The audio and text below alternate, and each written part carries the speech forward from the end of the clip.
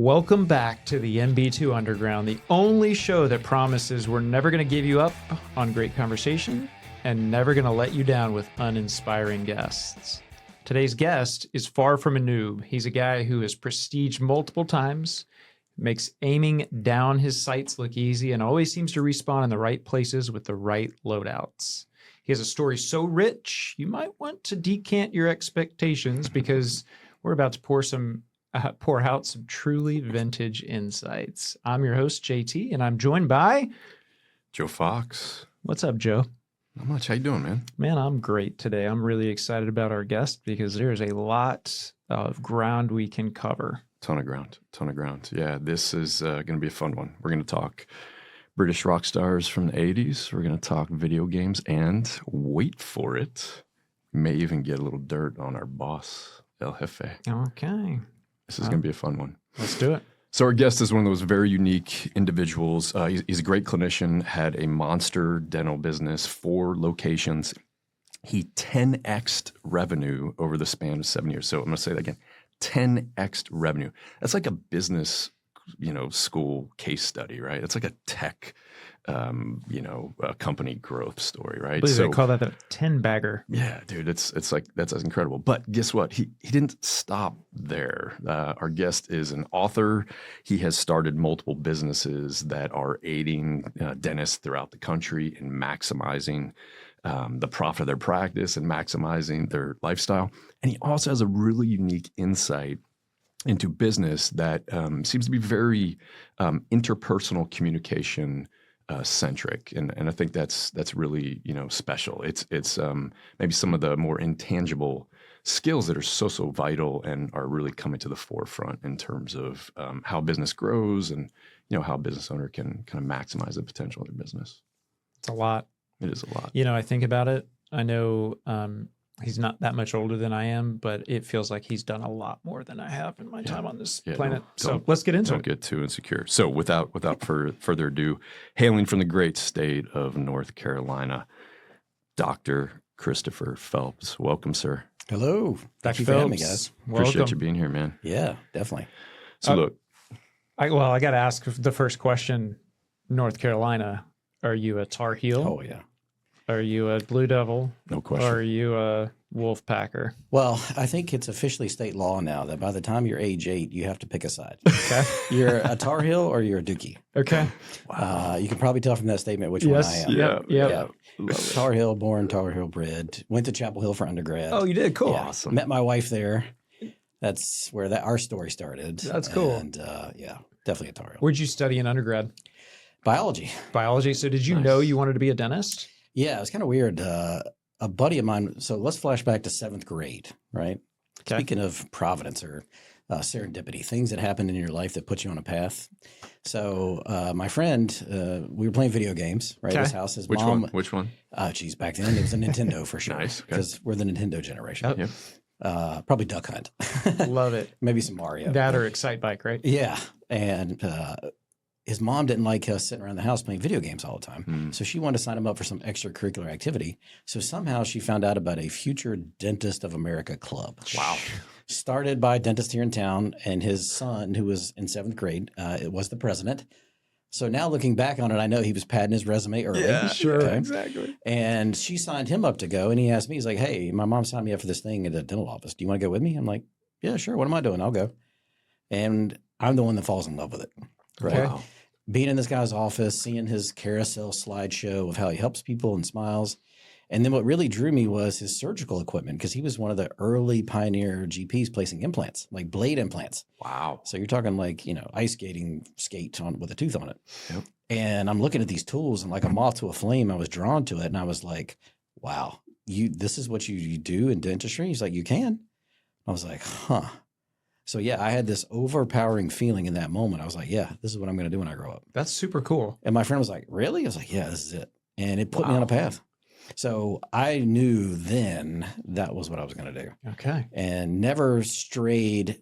It was a blessing and a curse, which we can get to, but it put me on that path. So I knew, and then I did the math. Well, the majority of people who get into dental school are biology majors. So I got to be a biology major. Okay. Right. So I could able to kind of reverse engineer the path once I knew the destination. What other major allows you to get into Well, I dental mean, school? chemistry is probably the next okay, one. I got you, So obviously your sciences. Yeah. But I mean, we had a lot of docs that joined that were in my class that were engineers Wow. that went back and took the science stuff they were Got it. missing. Get that, yeah, prereqs. But the majority are biology, chemistry. So, true story. My brother-in-law, who is now a nephrologist, he did his undergrad in radio, TV, film. Shout out Jeff. But yeah, he had kind of I would say he didn't have the same path or goal or set idea in 7th grade. Yeah. He got through school. He was like, oh, this is fun. And he was like, you know what? I think I might want to go into medicine. And so then he followed up after that. But yeah. So you get out of dental school. How did you start your business? What was the? So this is now 2003, right? And my wife and her family lived in Charlotte. I lived in Greensboro, North Carolina, so about an hour and a half away. And I knew I wanted to be in a big city, and in North Carolina, that's Charlotte and Raleigh. That's your choices. So since her family was in Charlotte, mine was in Greensboro, I was like, let's look at Charlotte. So I started talking to her dentist, who'd been her dentist since she was 14 when they moved to Charlotte. And he had a little old house that he had renovated to a dental office. Which was kind of crazy, but he was the only that I knew of fee-for-service dentist in Charlotte. Huh. Nobody else was in that time frame. Everybody was in network. And halfway through his career, because he was about 15 years out at that point, the insurance companies owed him over $450,000 in accounts receivable. Wow. That they had stuff they should have paid for, they hadn't paid him for. So now I know the story behind why he didn't, but he's decided it was all their fault, and he dropped out of network with all of them. Cold turkey. Cold turkey. Wow. And did not have me there to help communicate that in a better way with his patients. So he lost half his patients that year. But the crazy thing was, because those who stayed, the people he had the best relationships with, paid his full fee. He actually took home the same money that year as he did the year before, but now he had a ton of open chair time capacity to fill with fee-for-service patients. So over the next 7 years, he had built it back up through referrals of those that stayed. He had a true scarcity, a true fee-for-service practice. Nobody else did. Problem was, it was an old house and there was 5 chairs. Yep. Yep. And he was only open 4 days a week, right? And so I'm sitting there screening family and friends at his practice for the North Carolina license exam, hinting that I want to work with him, hoping he's going to ask me to join him. He's not asking. I kept dropping hints like, hey, so I'm still looking for a good opportunity 3 months from graduating. He's like, well, I guarantee you, I hope there's something out there for you somewhere, buddy. I'm like, dang. Okay, that didn't work. So finally, I just flat out asked him. I was like, well, what do you think about me coming in with you? And he didn't lie. He was like, well, I'll be honest with you. I've had associates in the past. None of them ever seemed to work out, but you're welcome to come try. Now, flashback, I went to Nova Southeastern, right? The first new dental school to open up in 25 years.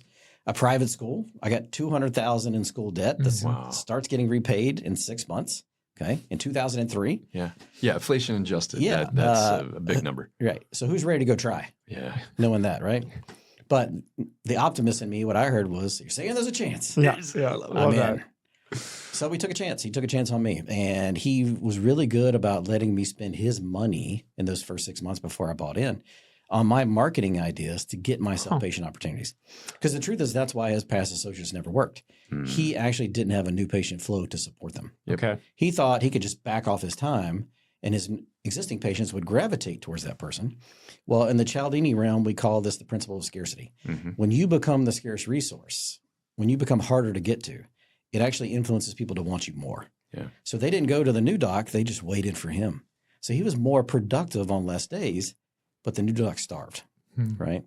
It really needed a new patient flow. So he was actually really good about letting me experiment on my ideas in marketing to get myself opportunities, and it worked. And that's how it started. So there's a ton of your professional story, just kind of your career, that you go from dentistry into marketing. And I don't want to jump that far ahead, but was that the origin of the marketing kind of brain? Was it, hey, I now have to go pay this debt back. I've got to get some patients, some butts in some seats so that I can do some dentistry, make some money and pay my debt off.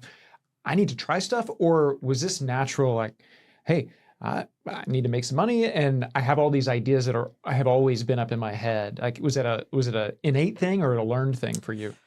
You know, looking back on it now, I'd say it's definitely a mixture of both. Okay. Right. But scarcity, again, is a powerful motivator.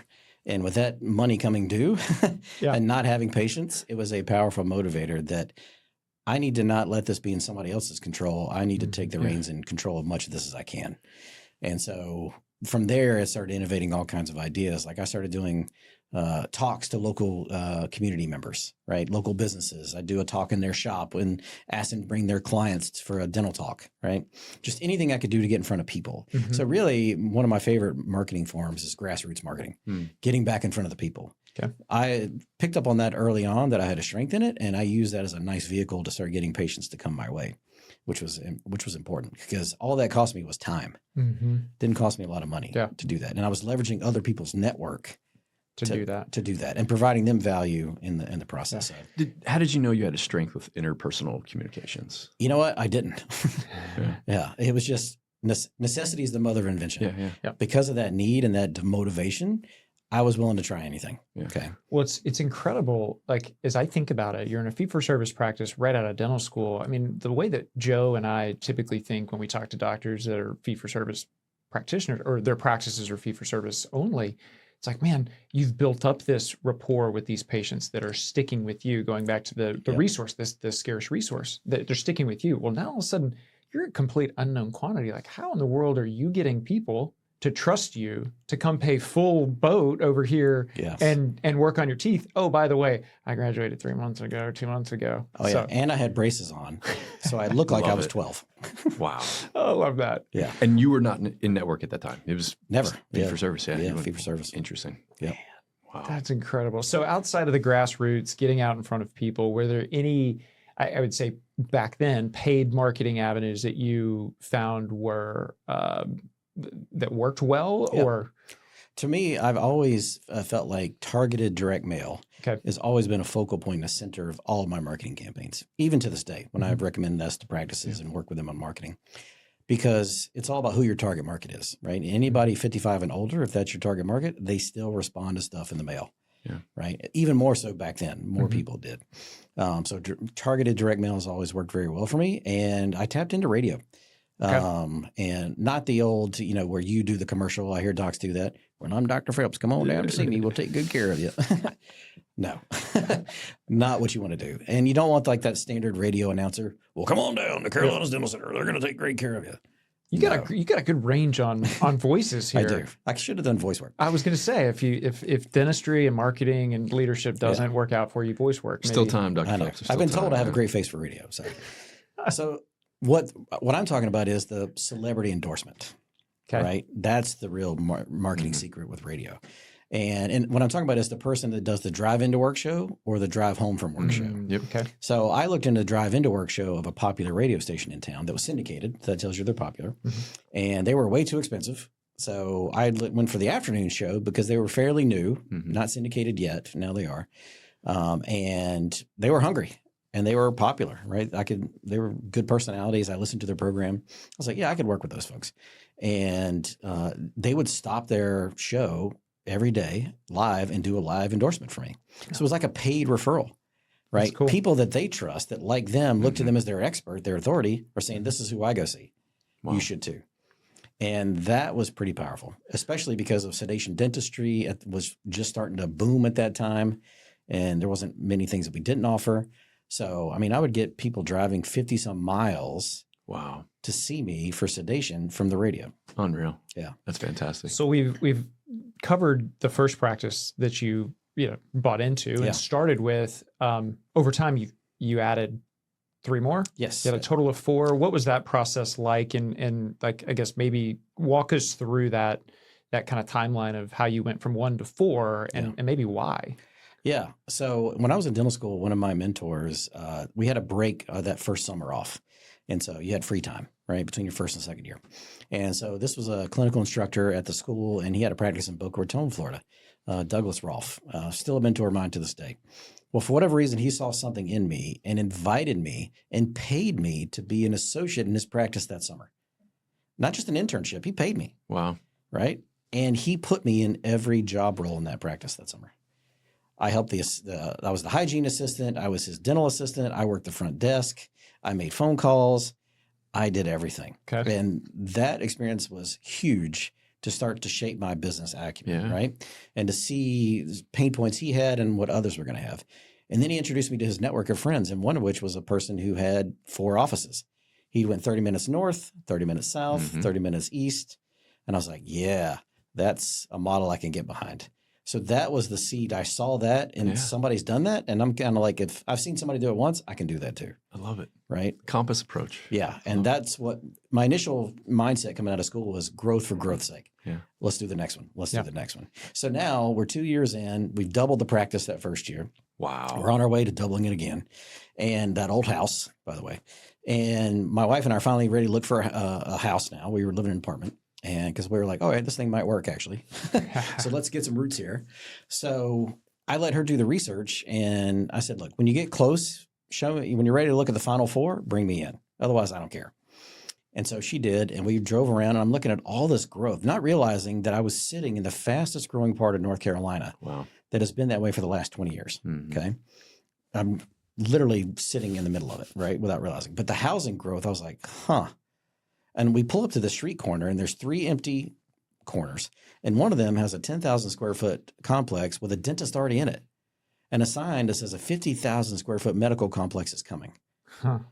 And again, another serendipitous moment. I'm sitting there at that stoplight, my wife and the real estate agent, and this overpowering feeling hits me again. And it was like, we got to have an office here. And I told my wife, we got to have an office here. And she's like, but there's already a dentist. Like, I don't care. We got to have it. Look, have you seen this growth? We have to have an office here. So the second one was a cold start. Okay. Yeah. From day one, I built it from scratch, put 5 chairs in from day one, hired 2 associates from day one and a full-time assistant. Of course, the 2 associates didn't realize I'd hired them both. And so when they found out about each other, they weren't as happy. But I watched Field of Dreams maybe one too many times. And so my mantra was, I'm going to build it and they're going to come. There you come. Yeah. But through marketing, they came and fee for service. And we did $1 million the first year and $2 million the second. That's incredible. Wow. What do you think, doctors that add a second office, what do you think the most common mistake is that doctors who expand offices or add a second location make? What's the most common mistake? Well, not realizing which systems of theirs are scalable. Which systems that they have can actually transcribe to the other practice and make it successful as well. Most of them haven't taken the time to even look at their systems to see, oh, well, this is what works here. Let's replicate that. Let's bring people in and train them here, then move them over there. You could even split your team so you maintain your culture that way, right?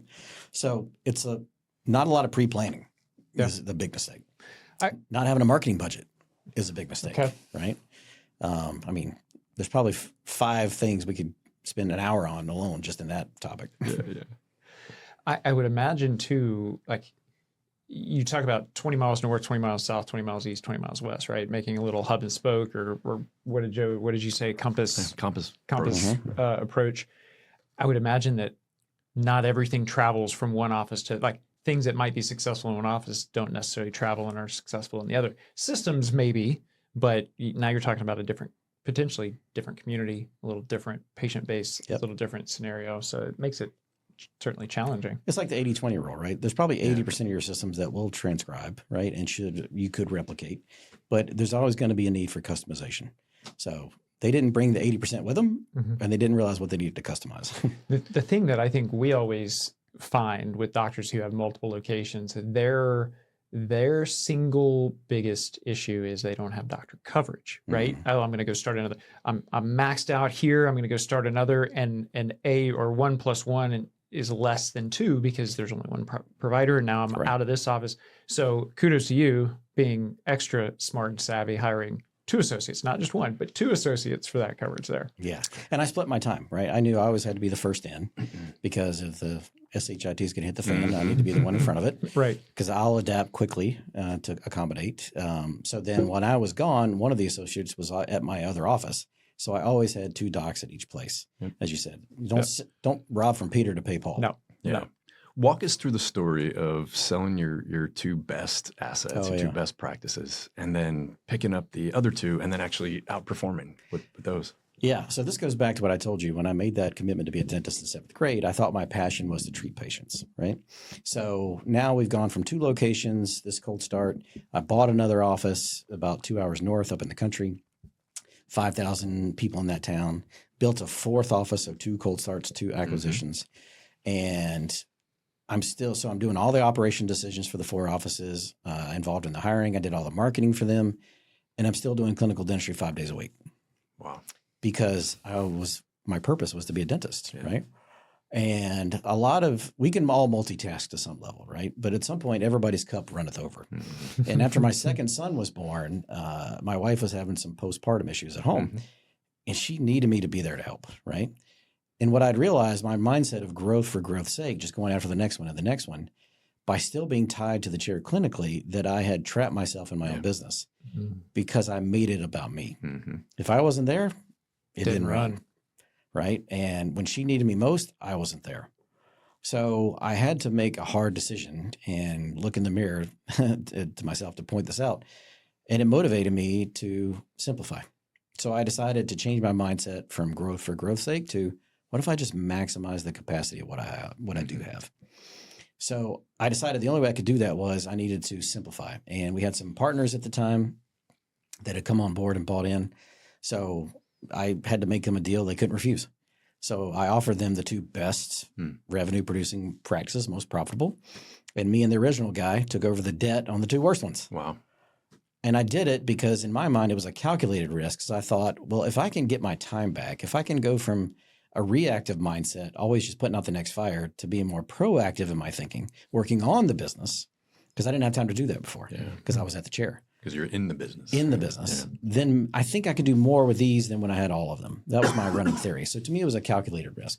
So we did it. And it was hard at first because, again, one of those practices, it was costing us $70,000 a month in revenue, Wow. but only bringing in $35,000. Jeez. Now, this is circa 2008, the housing crisis, right? Yeah. And so the associate I had kept telling us it's the economy, it's the patients, it's the team, it's the whatever, right? So when I took those 2 offices over and I went in and freed up that associate to be happier elsewhere, and I stepped into it. What a great way to put it. And took it over. We did $105,000 in the first month Wow. and $115,000 the next month. Nothing to do with the economy. Not the economy. It's not the people. It's not the team. So this is where I first started getting the idea that, you know what, communication is important. Yeah. There's something behind what I'm doing that these other docs are not doing that is making this successful, right? Yeah. It has nothing to do with the excuses people were giving us prior. You're too expensive. You're not in network. You're whatever. Mm-hmm. Well, I just proved that's not the case, Yep. right? So there's got to be something else there. And so I had these behavior issues at the 2 offices, even though we were successful.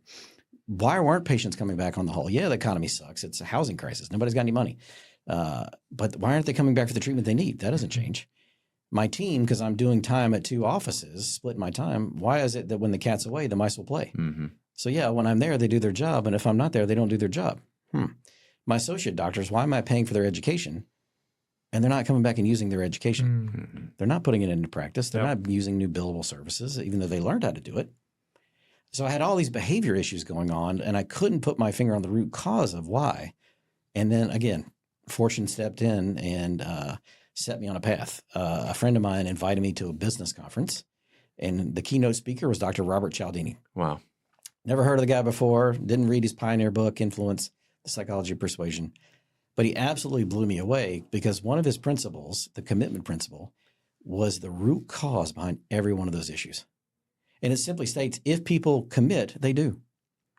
Well, my light bulb was, well, then why aren't patients coming back? Why aren't team doing their job? Why aren't the doctors putting in this treatment, doing the treatment and the services? I didn't get a commitment out of any of them to do any of those things. And I was the crazy one for expecting a different outcome. Get the commitment, it totally changed the behavior. Wow. So he showed me then the power of communication and that I'm making strategies around the excuses patients are telling us after no, when in fact I should be making strategies around the real things they're actually using to make the decision to start with. Okay. These subconscious things that trigger us, whether we realize it or not. Yeah, absolutely. So what does getting someone to make a commitment from a team, let's start with the internal team. Yeah. Like your internal team, you take this nugget back and you say, okay, I've got to get my associate to commit. I've got to get my front desk person, my assistant, whomever, my hygienist to commit. What does that look like? Yeah. So for the associate doctor, for instance, I would say, look, if you want to go take a CE course, great. But the first commitment is you're going to pay for it. That's the highest form of an active commitment somebody can give is if they put skin in the game. Yep. Time, money, whatever that value thing is for them. So you go pay for it. Now, whatever that thing is, let's say it's implants. I'll pay for all the equipment. I'll pay for the supplies. I will give you the tools to do this in our office. I'll pay for that. And for every implant you do, I will give you 100% of the collections, not a percentage, minus any hard costs, let's say for the implant, until I paid you back for the course. Wow. So at the end of it, who paid for the course? Yep. I did. But they had to do 2 powerful commitments first. Number 1, put their own money up front. And number 2, put it into practice. Aligned incentives. It works. Wow, that's fantastic. And now, once they started, do you think they stopped? Oh, of course not. Right? It's a pattern, right? It's a behavior. pattern. Yeah. You had to get them over that hump, right? And getting the commitment helped us do that. So we hear a lot from doctors, probably less so about associates. I mean, some, very similar to your original partner, how he's like, oh, I've had associates. How do you do that? I've had associates before, never but it never work worked. out. So we do get some of that, but we get a lot more related to just teams and struggles that they have with teams. So what does getting a team member to commit, a non-provider, how about that? A non-provider, a commitment from a non-provider, what does that look like? Yeah, great question. So in addition to being certified in persuasion, the other certification that really was important for my success was something called Kolbe. Yeah. Kolbe, right? And in essence, it's how you're instinctively built, right? It's what kind of car are you? And if you're a Ferrari driving down the highway and the job is your highway, then you're built for that. It's not work. It's fun. It's energizing, what have you. But if you're a Ferrari driving off-road and your job is the off-road environment. Doesn't work. Yeah, you could do it. You've been trained how to do it, right? Just turn the wheel. Let's drive off-road. Yep. You may be motivated to do it. I need a job, right? But if you're not built to do it, you know the real answer, what's going to happen long-term. It's not sustainable, right?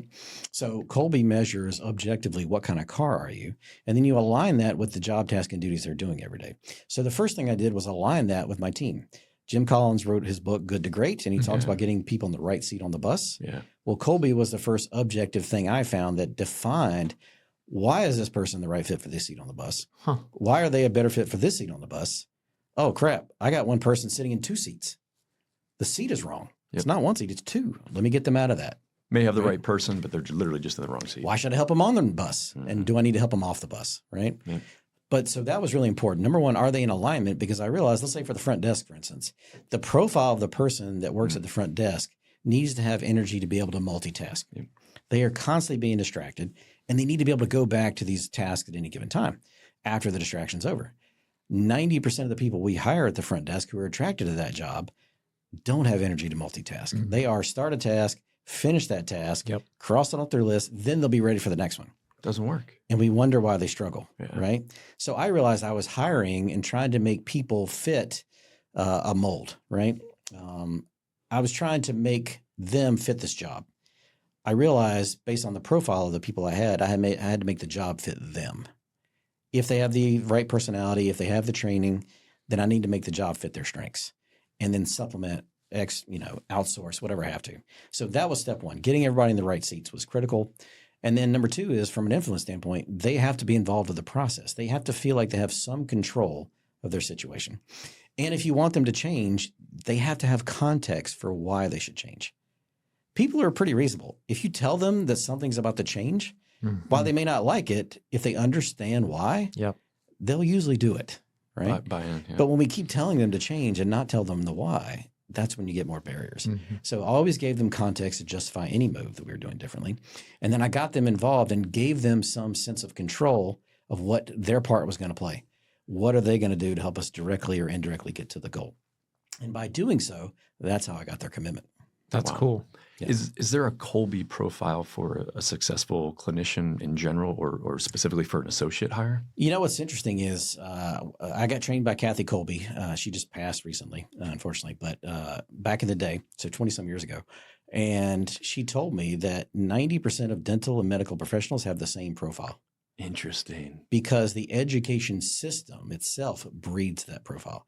To be successful, to even get to a medical dental school setting, right, takes a certain strengths on how you're built instinctively. Interesting. What are those? Powerful fact finders. Yeah. Okay. Be able to process and become experts regardless of the mountain of evidence in front of you, right? Not creating a plan, but I'm just going to be successful in this system in front of me. Here's dentistry. Here's what you do. Here's how you drill. Don't question the drill prep. Just do the prep, right? Here's the system. So follow the system. Not change. Be resistant. Let's just stay in the past. What's always worked. Okay, so they maintain the status quo. And of course, from an implementer standpoint, it's more on, we think mentally, like we can imagine things, concepts, but we're also more concrete with concepts. We like to put our hands on things. That's why we're good technicians, right? We like to create beautiful art and crowns and stuff in people's mouths. So 90% of dentists have that profile. So is there an ideal one? Yeah. And my profile is a little different than theirs. Most of your business owners, entrepreneurs are the ones that stand out from a Colby standpoint. So yeah, there's an ideal profile, but they're not here. We don't have them. That's so interesting. We have to work with what we've got. That is so cool. So you mentioned Cialdini and Colby. You also mentioned Dan Sullivan in the notes as being another, let's say, source of inspiration or maybe source of influence in your career. Tell us about Dan Sullivan and who he is and what he was a big champion of. Yeah. So he started a program called the Strategic Coach. That was really the first mastermind group I'd ever been exposed to. Going to a business meeting quarterly with a group of entrepreneurs from all kinds of industries. And Dan was really good at understanding the challenges entrepreneurs face because most of us did not have formal training in how to run our business, right? So putting workshops and tools and exercises in front of us to get us proactively thinking about our business. And it was at the first coach meeting I was at. And after a series of questions Dan asked, where I realized that I was trapped in my business. So he helped show me that and set me on a path. Okay. And it helped me set goals, achievable goals for the next 90 days. And then accountability. I'm going to be back with these people and we're going to talk about, did I reach my goals or not and why? So it kept me focused and motivated to keep making progress to solve these things. So can you walk us through how challenging it is to actually delegate and elevate or extract yourself out of the business so you can work on the business? Yeah. For most dentists, it's extremely challenging because we tend to be controlling. Because of that profile, partially, right? There's so many things, so many stresses and pressures on us. Therefore, the more weight's on our back, the more we feel like we have to control it. And the more we hang on and grip it tight. But that's also a challenge. That's also not the reason why it's not going to work long term. So I realized I just had to trust my people. I either have them or I don't. Either way, I'm going to find out. They're either going to succeed or not. Now, if they don't, that's okay. I'm going to give them every tool to succeed. And if it's just not them, then I'll find the ones that it is. But ultimately, I can't do this alone. I need my people to do this with me. So that's kind of how it started. And I was just fortunate enough that, the majority of them were the people that have been with me for 15 plus years. I had the right people there. They just needed some empowerment to do more. Yeah. That's super cool. So let's shift gears just a little bit. We've talked a lot about your dental career and dental offices, but you've done a ton adjacent to dentistry, right? With marketing and so taking the learnings that you had from Cialdini, from Colby, from Sullivan, probably your experience from your original office in the marketing aspect, and then your 4 offices. Like, tell us about what you've done adjacent and how you've helped and supported other dentists and other offices in their endeavors. Yeah. Well, people look back on my career and the things that I've done and accomplished, and they think, wow, you must be a really smart guy. And I'm like, you would think that. Actually, I'm really stupid in the sense of I'm really good at creating problems for myself. Meaning I like to dig a hole for myself. Yeah. And then once I'm in that hole, crap, how am I going to get out of it? But when I get out of it and I figure out and innovate the solution out of it, and I solve the problem, then I realize that I solved the problem. And it not only works for me, but it works for my colleagues as well. Do you go back to those, can you look back and be like, man, I was an idiot for digging that hole, but that was kind of fun. Do you ever? It's a blessing and a curse. Yeah. Okay. Okay. So again, go back, sell the 2 worst offices, right? I got to find $40,000 a month somewhere. What are we doing? Okay. So that's what actually motivated me to look for new marketing mediums. And then I got an invitation to go speak at a retirement community. Okay. And that's where the whole membership plan got birthed, right? Out of my experiences with those communities, seeing what their barriers to getting treatment was, how they didn't have insurance, so they felt like they couldn't go anywhere. So I was like, well, maybe if I just give them something that feels like insurance, they might come. Oh, wait, they did. Maybe I should build a company around that, right? To help other dentists do this as well. On the telephone, like my team, we were spending $36,000 a month in marketing to get 60 new patients, 30 at one office, 30 at another. Well, tracking it, because my first company was a tracking company, because I needed the data. I don't know what's working, what's not working, why. No clue. Is it the ads? Is it the people? My team? I don't know. That might be, sorry to cut you off, but that might be one of the biggest things outside of doctors adding locations and not having the correct coverage. The other thing that I hear all the time from docs is, I do this marketing, but I have no idea what works. Something works because people showing up, but I don't know what it is. Yeah. Well, in those early days, my marketing worked. Yeah. Right. We grew those offices. We 10 times the business. The problem was I didn't know what worked and why. And when I was down to the struggling ones, I was way overspending. And come to find out, well, it's because we didn't answer the phone 254 times per month during business hours. For calls I paid for. We had a 24% conversion of appointments. Wow. And a 17% no-show rate. Well, yeah, there you go. Boom. So I built a call center out of that, right? So I tend to, when I solve the problem, I realize I could probably build a company around it. Yeah. Because it's a solution that, again, like many other clinicians need, owners need.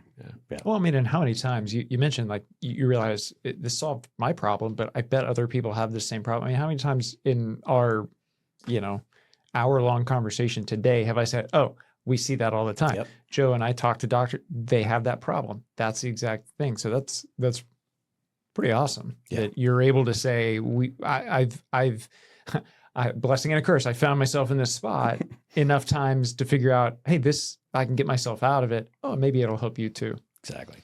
So I don't go looking for problems, but if I find one, then I'm like a dog with a bone.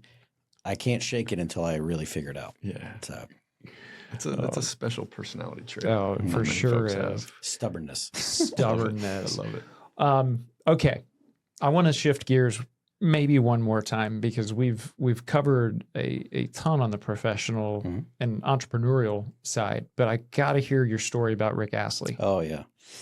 So if hopefully you know who Rick Astley is, 80s popular singer. Can somebody sing the song? Yeah. Never gonna give you up, never let you down. So a couple more drinks. I'll just keep singing. We can do it. So I'm in high school. I'm a senior. And I'm sitting out at this outdoor cafe with a friend of mine, and these three girls come up to me and ask me for my autograph. And I was like, I'm sorry, who do you think I am? And they're like, oh, that's not him. He's not British. Now I'm really interested. I'm like, wait, what? You also don't have red hair. I know. Well, you don't have the picture queued up, but if you can, I've got a contrast picture of me at that age and Rick. Okay. It's uncanny. He has red hair, right? Yeah. Yeah. So, and I did too. I mean, I have red hair. You can't tell. It's gray now. But okay. Everything that's gray used to be red. Okay, fair enough. So sure enough, I'm like, who do you think I am? They're like, oh, we thought you were Rick Astley. I'm like, who's Rick Astley? I didn't know. And they're like, oh, he's a popular singer. He's in town in concert this weekend, and you look just like him. I'm like, I do? So, of course, this is pre-internet, so I did what any kid of the day did. I got in my car, went to the mall, went to this crazy thing called a record store. I know you guys remember it. Right? Yep. Many people listening probably don't know what that is. I found Rick's album. I pulled it out, and I saw his face on the cover, and I was like, huh, he does kind of look like me. But what do you think I did? Did I put it back, or did I buy it? Oh, you bought it. I totally bought it. And then you developed a British accent. I haven't quite mastered that one yet, but I loved it, right? And I've been a huge Rick Astley fan ever since. And I've got all of his albums. He's got 5 albums. Wow. And I thought all this time I was a fan of Rick because of his music until I started studying this principle called liking. And we like those who are like us, who have commonalities, similarities to us. And then I remembered that story and I was like, that's why I like Rick Astley. Somebody thought I looked like him. Yeah. I saw the connection. I saw the similarity and it put me on a path. Wow. That's fascinating. That's wild. And does that concept come from the Cialdini or the Colby? Wow. That's a Cialdini principle. Okay, so principle of liking. Part of that concept of persuasion or ethical persuasion. Yeah. Persuasion and persuasion. Persuasion is if you're leveraging these principles in the moment with that person. Persuasion comes, you can actually shape a mindset. Get a person in a mindset that is going to influence them to want to say yes to your persuasive request before they ever get to you. Is an example that maybe you have a great lobby that kind of speaks to the type of dentistry you're doing? Correct. Let's say if I wanted a new patient to walk into my reception room and I want them to feel like family is the mindset I want to create there. Welcoming, comfortable, not scared. Then it should not look like a traditional sterile dental office reception room where they've got chairs that back up to each other and you're touching somebody's head and you're just a number, right? It should look like somebody's living room. Yeah. There should be like a little fireplace looking thing over there. And there should be welcoming things. There should be pictures of the team and the doctor and their family up on the walls because isn't that what you see in people's homes? Right? Automatically, that creates a totally different mindset for somebody than the traditional sterile dental office. Yeah. And if they're having a better experience and mindset already, they're more likely to say yes to treatment, more likely to refer, more likely to do the reviews, all the things that we asked for to follow. It's like Inception. I love it. Yeah, that's incredible. On your liking principle, how do you associate the liking principle to your, what I've heard is fondness for wine? Yes. Well, that's why when I went to do the retirement communities to do these educational seminars, I thought, nobody wants to come here dentistry. So I need a hook. I need something that might motivate these folks. And I was just telling a story earlier about how I had just come back from Napa Valley for the first time. Okay. My older sister had invited me and my wife to come. We were just discovered that we like drinking wine. And she signed us up for 12 wineries in 3 days. Whoa. Okay. And, you know, some people train for marathons. I now know that I have to train to go to Napa. Okay. Especially if my sister's involved. If you're doing 12 in 3 days, that's because you get 4 full glasses. I thought it was like a taste. 4 full glasses of wine at every place, by the way. Wow. You start at 10 a.m. and you just go. It's a marathon. So I just signed. I would loved all of them. Signed up for all this. But I got crates of wine and showing up to my house every night, every week, every month. Okay. So I'm like, what am I going to do with all this wine? I paid for it with personal expense. That was stupid. And then I got this invitation to do this on-site seminar at the retirement community. And I thought, I like wine. I wonder if these retirees like wine. They probably can't travel. Like they can't get to Napa. Yeah. So my headline in their magazine was, you can't get to Napa. I'm going to bring Napa to you. okay. Join me for an educational seminar on the top 5 issues affecting the aging population and enjoy some of Napa's finest wines on me. Yeah. And that's how it started. Okay. Right. So, and I brought the people just like me. You like wine. I like wine. We've already got a connection. That's cool. That's cool. So what is your, I'll say go-to, or what do you lean towards when it comes to wine? Are you cab guy? Are you a Pinot guy? Definitely Cabernet. Cabernet. Yeah.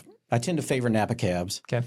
Do you have a favorite, or like what is your favorite? Yeah, I mean, what I drink the most, and again, liking again. So I found out that there's a winery out there called Joseph Phelps. Yep. Okay. His insignia wine, his premium one, like won the Paris tasting. It was like the 3rd event that put Napa Valley on the map. Right. 3 years in a row, they won a big award. Joseph Phelps was one of those things. And just because it had a similar name, I was like, I want to go visit that place. I tell my sister, I don't care where we go. We're going to Phelps next time we go out to Napa. So we get out there and I'm like, hey, we're like 3 wineries in. And she's like, I'm like, what day are we going to Phelps? And she's like, oh, you're going to kill me. I'm like, what? She goes, apparently you have to call 3 months to the day to get in there. Oh, wow. It's that popular. She's like, I called last month. We couldn't get in. I was like, it's like, you had one job. Like, seriously? Yeah, come on. So now we're 3 wineries in. Okay. I'm feeling pretty good. And we got a transportation guy taking us around and we passed Joseph Phelps.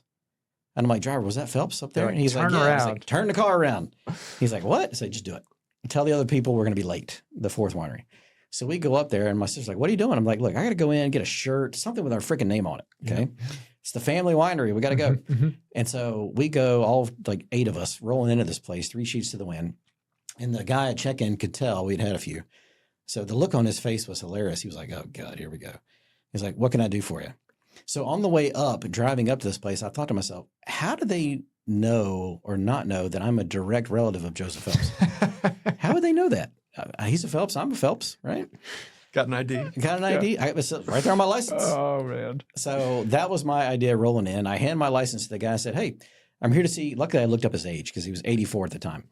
I said, I'm here to see Great Uncle Joey. Can you get him for me? And I just stared at the guy. Wow.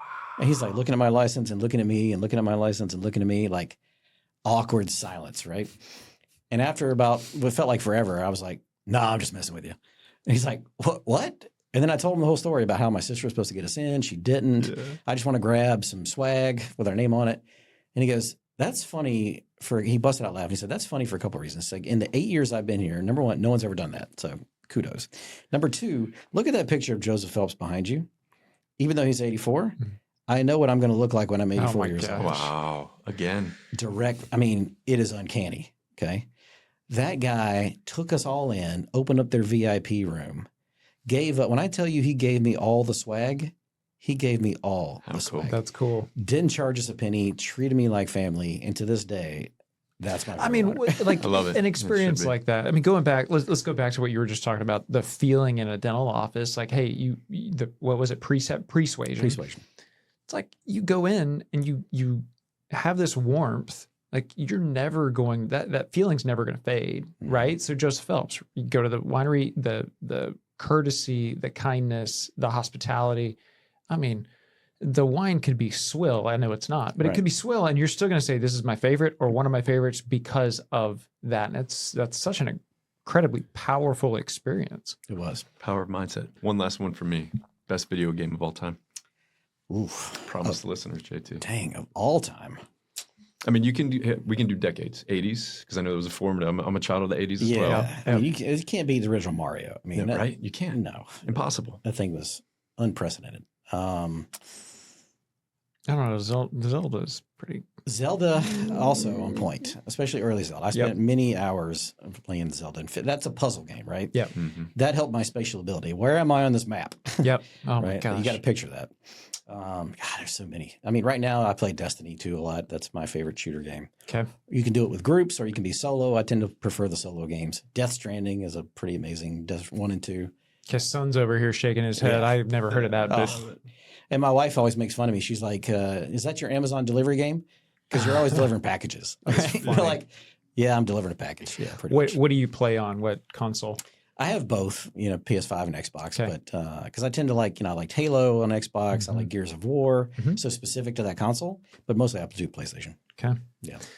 So I actually have one last question. And I think Joe will appreciate this. Djokovic, Nadal, Ooh, Federer. yes. Who? Oof. Boy, they're all extremely talented for different reasons. So at the peak of their career, which one is the best? Or who do you prefer? I mean, I loved all of them. I mean, if you're playing Nadal, you better be ready that you are fighting for every point. That dude will not give up. Ever. Yeah. Okay. That is tough to beat. So if you're on a surface like clay, that's why he's the winningest person ever on that surface. You're not beating him. Serve and volley stuff. I mean, Federer, like Sampras back in the day. I mean, those guys that's just beautiful to watch them play, right? And Djokovic is one of the best all-around mixes of all of them. That's his game. He's got a strong piece of all of the greats. So serve and volley. He can go to the net. He can grind out every point from the back end. I mean, so who's best overall? I don't know. I like the rivalries. So I always loved Agassi Sampras. Oh, that man. was when I was growing up. Awesome.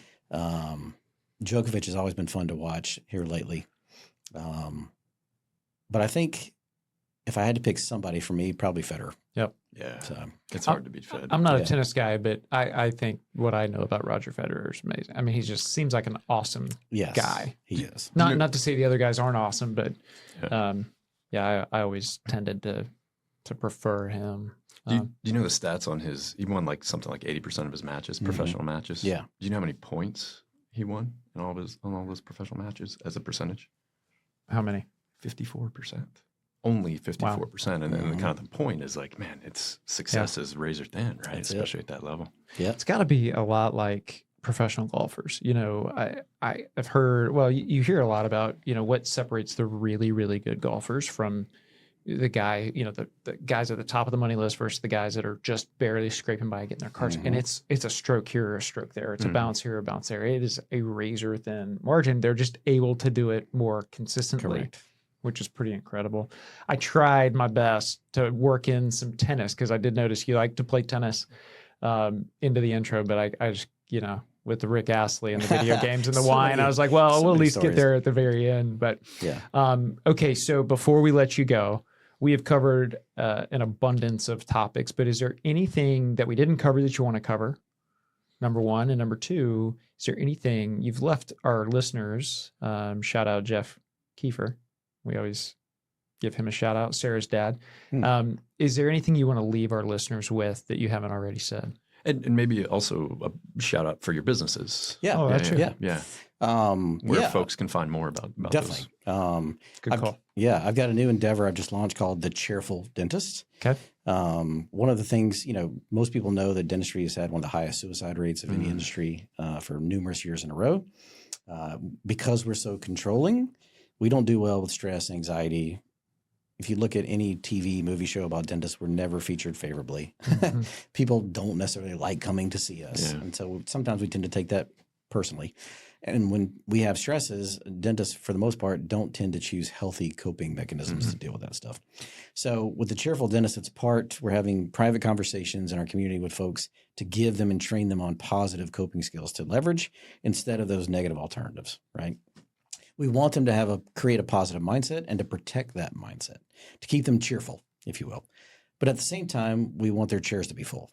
Because if your chairs aren't full, you're going to be stressed. So what are the marketing stuff we need to do? The phone language stuff, the case acceptance stuff, decreasing attrition, getting the team in the right seat on the bus. What are the conversations and training we can provide for them to keep their chairs full? And if we put them together, then they should be cheerful. Okay, that's this community. So I recently just launched it, and we're trying to build this community as we speak. But it's for people that are looking for those kind of conversations, okay, and that kind of training. But are committed that they can take what they're going to learn and go do it themselves. They don't need somebody to sit there and point their finger and say, keep doing this and hold them accountable. They can keep themselves accountable or let the community keep them accountable in that sense. Of course, the call center, Golden Goose scheduling.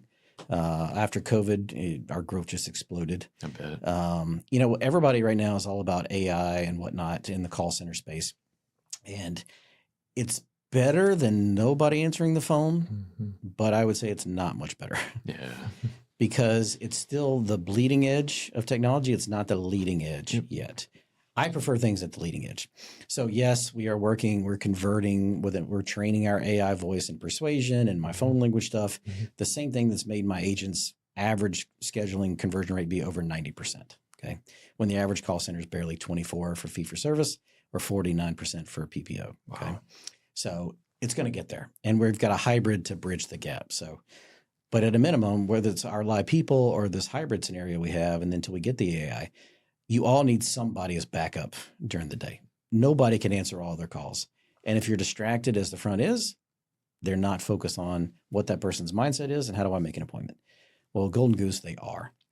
Membership plans, Smile Advantage, right? So why are you paying companies per person for your membership plan?